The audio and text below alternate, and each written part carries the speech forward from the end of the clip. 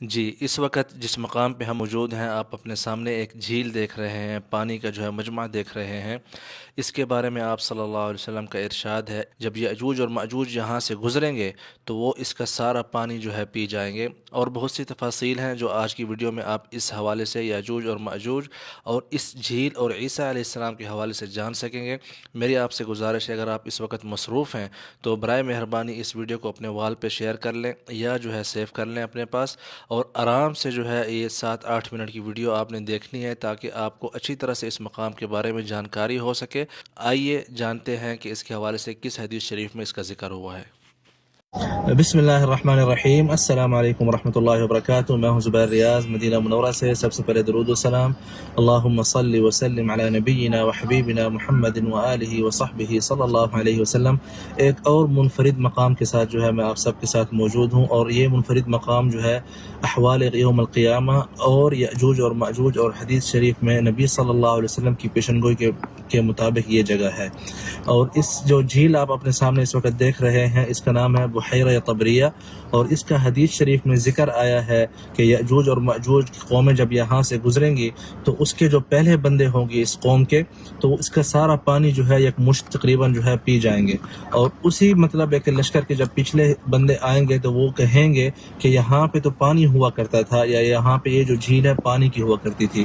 تو آئیے آج جو ہے آپ کو اس مقام کا جو ہے وزٹ کراتے ہیں، اور اس کے بعد جو ہے آپ سب کے ساتھ جو حدیث شریف میں واقع پورا ذکر آیا ہے عیسیٰ علیہ السلام اور جو ہے یأجوج اور مأجوج کے حوالے سے، میں امید کرتا ہوں کہ آپ کو ضرور پسند آئے گا، اور آپ کے لیے جو ہے ایک حیرانی اور ایک خوشی کا جو ہے باعث ضرور ہوگی یہ مقام، اس کے بارے میں آپ جب جانیں گے۔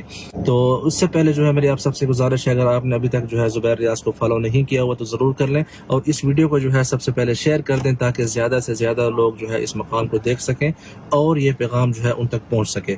تو حدیث شریف میں ذکر آتا ہے کہ جب عیسیٰ علیہ السلام دجال کو قتل کر چکے ہوں گے تو اس کے بعد جب وہ مؤمنین کے ساتھ ہوں گے تو اللہ عز و جل ان کی طرف وحی فرمائیں گے اور کہیں گے کہ میں نے اپنے بندے جن کو میں نے پیدا کیا تھا ان کو جو ہے میں نے آزاد کر دیا ہے، یا مطلب یہ جو الفاظ کے مفہوم میں بتا رہا ہوں ان کو جو ہے میں نے مطلب ہے کہ آزادی دے دی ہے۔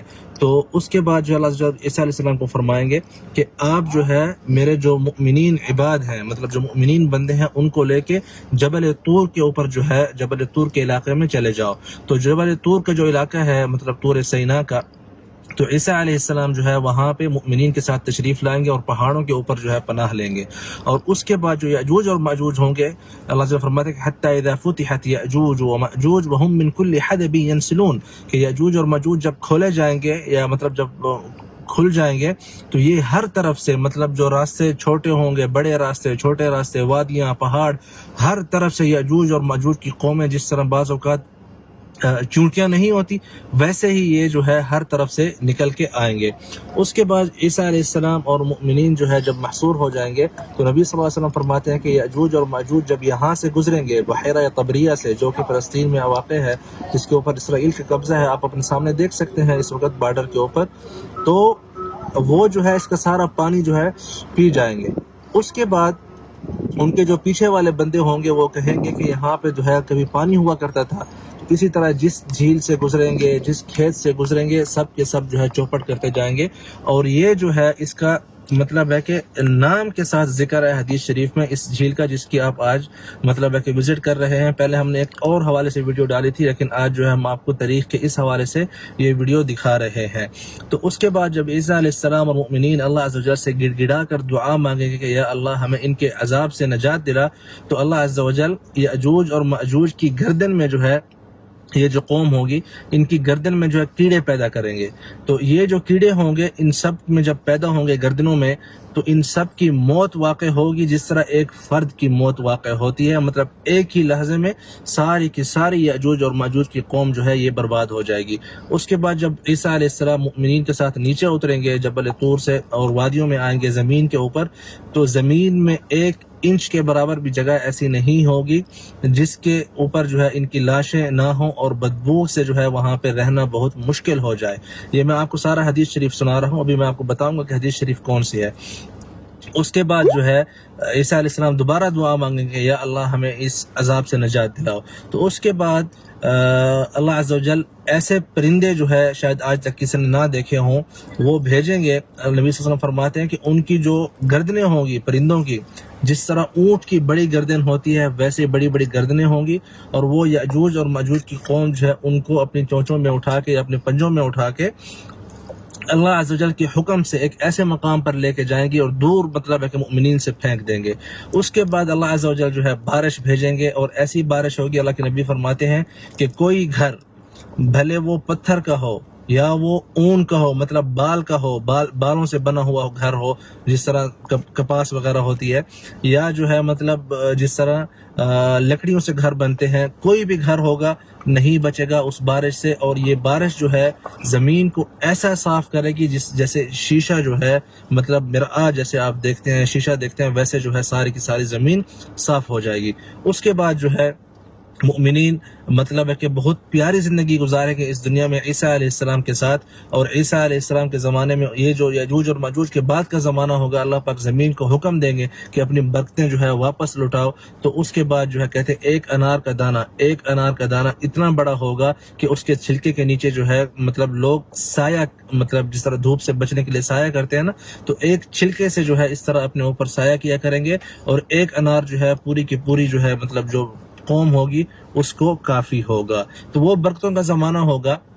تو ہماری جو ویڈیو تھی بحیرہ طبریہ کے حوالے سے تھی، جو کہ آپ دیکھ رہے ہیں اپنے سامنے اس وقت. اور یہ مقام جو ہے اردن اور سیریا اور فلسطین کی بارڈر ہے آج کل کے زمانے میں. اس حوالے سے میں نے پہلے ایک ویڈیو ڈالی تھی، آپ لوگوں نے ضرور دیکھی ہوگی.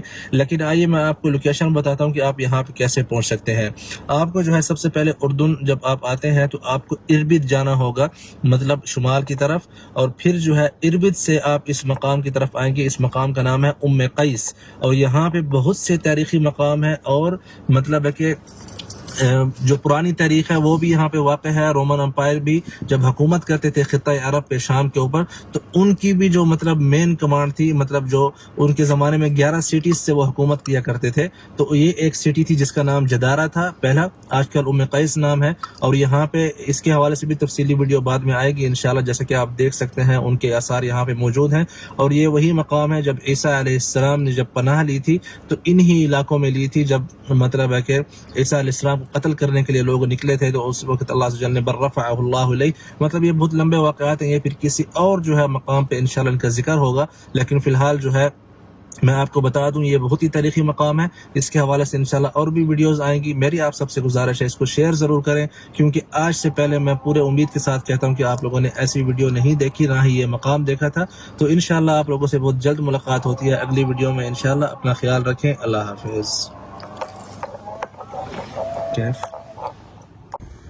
اور یہ سامنے جو بحیرہ طبریہ ہے، جو کہ ہم نے پہلے آپ کو ایک اوپر سے دکھایا تھا، یہاں نیچے سے آپ دیکھ سکتے ہیں اس کو.